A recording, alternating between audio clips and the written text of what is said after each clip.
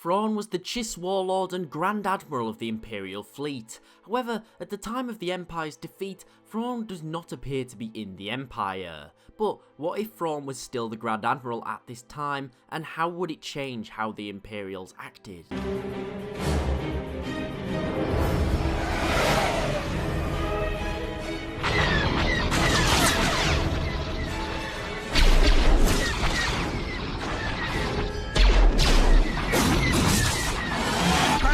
Take cover!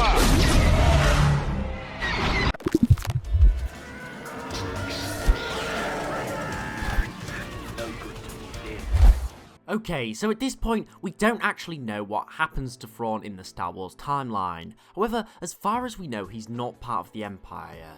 Now, what happens to Thrawn is not too important for this theory. I want to say that he's still the Grand Admiral. So Thrawn is at the Battle of Endor, he sees the Death Star's destruction, and flees with much of the rest of the Imperial fleet.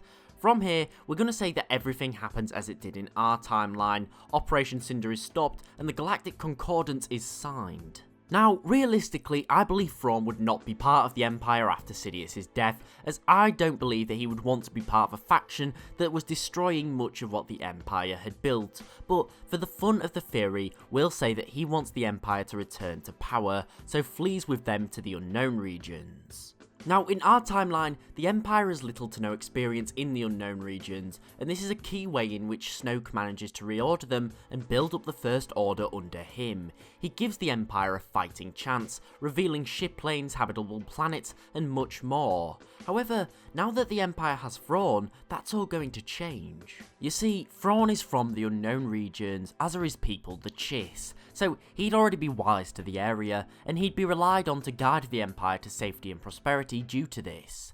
I believe that Thrawn would be elevated to a far higher position, as he was already a war hero, a high rank, and he'd be able to guide the Empire when they were at their worst. Even though he is alien, I highly doubt it would matter. The Imperial Moffs and military leaders would quickly have to fall in line or perish. Now, eventually when Snoke did present himself as an all-knowing Force user, it's quite possible that this Empire would simply not allow him to take power.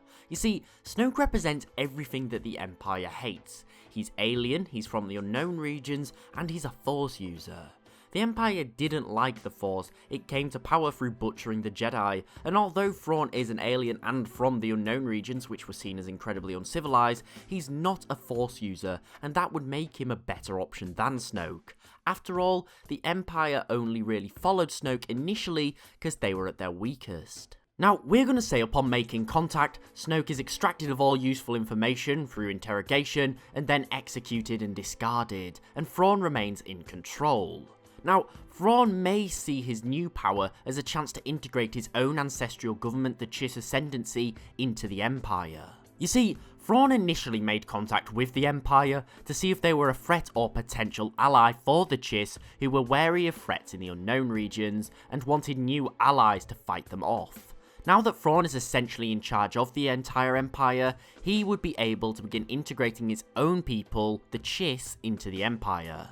I believe Thrawn would join the Chiss Ascendancy and the Imperial Remnants together to create his own power base, a combination of Imperial might and Chiss knowledge. From here, they'd likely act in a similar way the First Order did, beginning to rebuild their fleet, training more troops, and preparing to continue their rise to power. They'd be able to use the Chiss Ascendancy as a proxy for purchasing weapons and other resources, as the Imperials had many sanctions on them, preventing them from doing so. Now, the new Imperial Chiss Empire will be growing at an exponential rate with the Chiss guiding them. I believe that the military would grow at an even greater rate than the First Orders did under Snoke.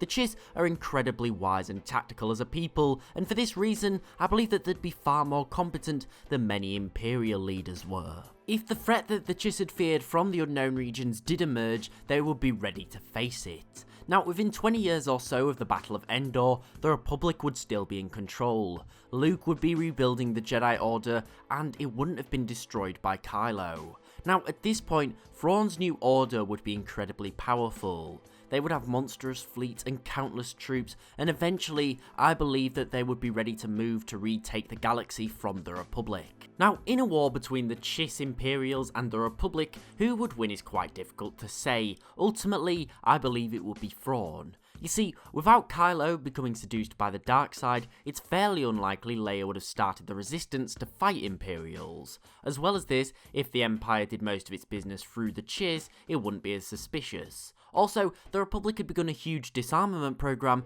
meaning their military was considerably weak. And finally, I doubt the Republic would see it coming. Not only would the Imperials likely use the same method Snoke did of buying off senators to sow dissent into the Republic's investigations, but also the Chiss had survived for centuries, been completely alienated from the rest of the galaxy, so they're masters of discrepancy.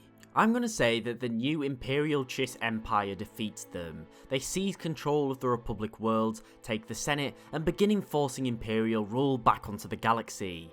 It wouldn't be the exact same as Sidious or Snoke, but it would still be Imperialism, likely with the Chiss at the very top of command. I highly doubt it would, however, be necessarily bad.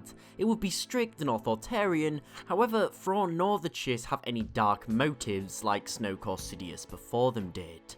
But what do you think? Could Thrawn make an empire from the Imperial remnants? And what would it look like? Thanks for watching, I hope you enjoyed. If so, please remember to like, comment and sub as it's really appreciated and helps the channel grow. Also, please do follow me on Twitter at @TheLoreGuy for regular updates. Thanks for watching, I hope you enjoyed, and I'll see you next time.